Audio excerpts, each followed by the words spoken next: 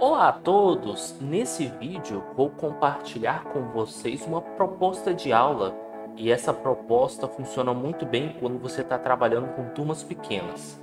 Então o objetivo é tentar, vamos dizer assim, otimizar o processo de aprendizagem fazendo com que um aluno aprenda um determinado conteúdo em um tempo menor e que todos possam aprender juntos. Então a gente tem que levar em consideração que cada aluno tem uma característica diferente. E, independente das características dos alunos, é importante que eles sigam o seguinte passo a passo. Então eu montei aqui um passo a passo, uma sugestão, uma forma como eu enxergo que seria o mundo ideal para um aluno aprender, que é o aluno ele começa lendo o material didático e após ele ler material didático é fundamental que ele assista a aula referente sobre o assunto. Não adianta, não é que não adianta, mas não é saudável que o aluno só assista diretamente, que ele pule a etapa da leitura. Porque cada etapa, cada tijolo que eu estou colocando aí é uma etapa importante para o aprendizado do aluno. Então, o aluno, o ideal, né, que ele leia o livro, que ele assista a uma aula ou uma videoaula, que ele possa anotar as dúvidas e interagir com os professores e colegas, perguntando para o professor o porquê disso, o porquê daquilo, perguntando para os colegas o porquê disso, o porquê daquilo. Só que até esse momento, as informações estão chegando até o aluno. Então, chega a informação através do livro, através do professor, através da interação com os colegas. Mas também é importante agora que o aluno jogou o conhecimento para dentro, que ele bote para fora o conhecimento. Então, que ele comece a expressar, ou seja, comece a resolver os exercícios, a desenvolver a teoria com as próprias mãos, sem o auxílio do livro, sem auxílio de professor, que ele tente se expressar. Ao tentar se expressar, eventualmente ele poderá ter dúvidas. Então, ao ter as dúvidas, é fundamental retornar na leitura, retornar para assistir as videoaulas e retornar ao fazer as interações com os alunos. Isso é um ciclo. Isso, inclusive, é conhecido como a técnica Feynman de estudo. Na verdade, para consolidar a técnica Feynman de estudo, nós precisamos de um último pedaço, porque aqui o aluno está expressando no seu mundo, no seu ambiente, no seu caderno, anotando a teoria, resolvendo os exercícios, mas o que nós vamos precisar é de uma última etapa, que é o ensinar.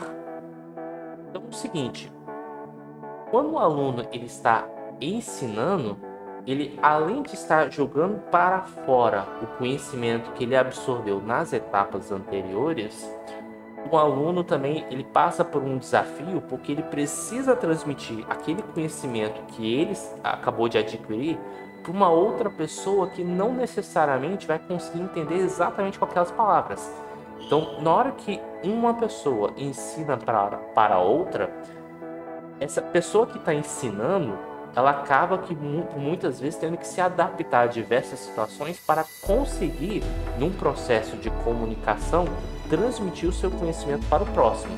Então, dito isso, o que eu tenho feito, por exemplo, na minha turma de Cálculo 1, no ano de 2022, primeiro semestre? Eu tenho trabalhado com a seguinte dinâmica. Vamos supor que eu esteja numa turma com 24 alunos e eu deseje, por exemplo, vamos supor que estejam enfileirados dessa maneira e a ideia é meio que assim: eu vou aproveitar as características dos meus alunos e eu sei que dentro do meu grupo de alunos existem alunos que possuem uma facilidade maior, existem alunos que possuem uma dificuldade maior e eu vou tentar redistribuir os grupos.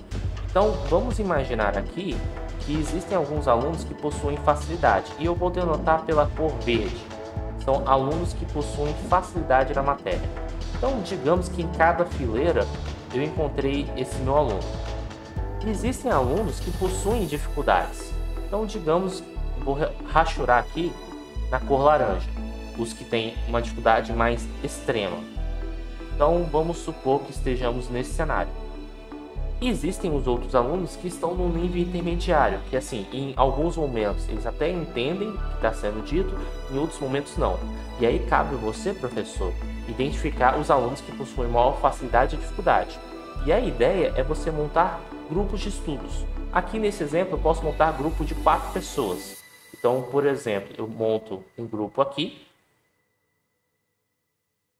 um segundo grupo, por exemplo, aqui, e eu distribuo em algum outro espaço, então vou até encurtar a distância entre eles aqui, vou colocar aqui atrás, e aí eu começo a montar o meu grupo de estudo. Sempre que, aí é importante destacar, na hora que você monta o grupo de estudos, o ideal é que você monte. Por quê? Porque a ideia, opa, ficou sem braço, sem a perna aqui, deixa eu compor aqui.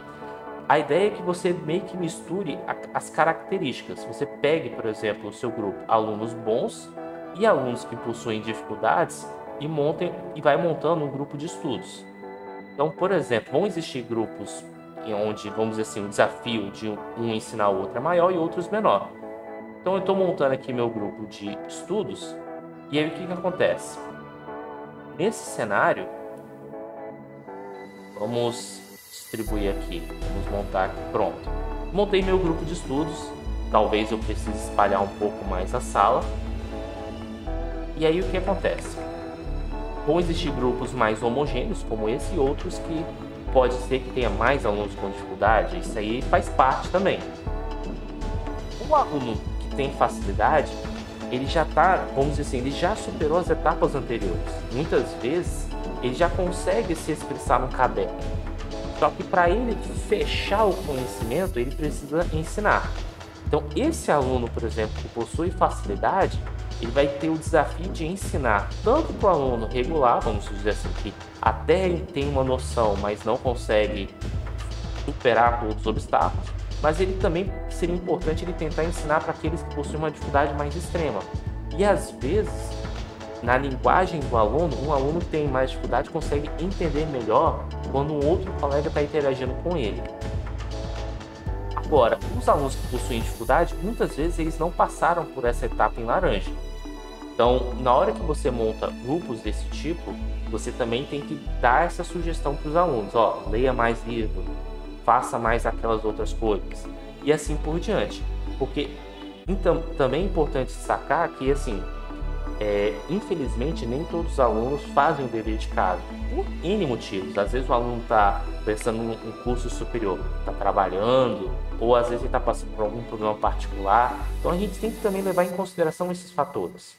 Então, você pode até sugerir, estude mais, resolva mais exercício, mas às vezes você vai precisar de dar uma sugestão mais específica.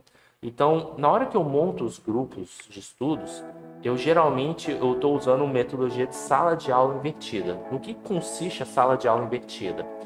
No modelo tradicional, ao invés de passar a teoria na sala de aula e deixar para o aluno resolver os exercícios em casa, eu faço o processo inverso. Antes de começar a aula, eu envio a videoaula para o aluno. Então, eu tenho um canal no YouTube para justamente compartilhar as minhas aulas com os meus alunos. Então, eu falo para o pessoal, pessoal, o tema da aula de hoje, da aula na sala, vai ser tal vídeo. Então, o aluno vai assistir esse vídeo, ele vai anotar as dúvidas, tentar entender bem a teoria. Quando chega na sala de aula, a gente resolve os exercícios. Só que na hora que eu resolvo o exercício, eu não deixo os alunos soltos. Eu monto esse grupo de estudos. E na hora que eu monto o grupo de estudos, os que possuem maior facilidade tentam ajudar os que têm maior dificuldade, que aí o que tem maior facilidade se sente motivado a fazer isso porque fecha o conhecimento, e o que possui maior dificuldade consegue ter um empurrãozinho extra.